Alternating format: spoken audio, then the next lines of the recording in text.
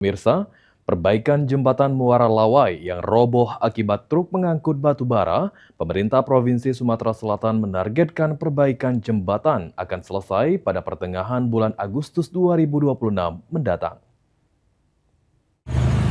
Robohnya jembatan Muara Lawai disebabkan oleh mobil truk angkutan batu bara hingga saat ini masih dilakukan perbaikan.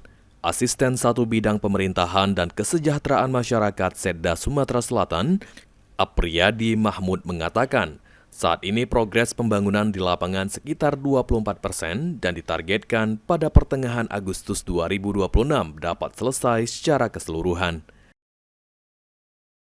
Insya Allah artinya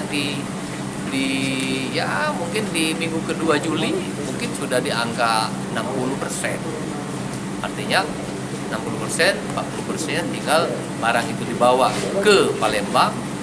Target kita awal-awal Agustus sudah mulai proses pemasangan sehingga 17 Agustus jembatan ini sudah bisa dilalui oleh masyarakat.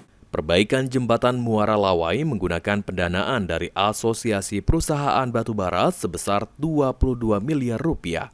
Eki Saputra, PAL TV.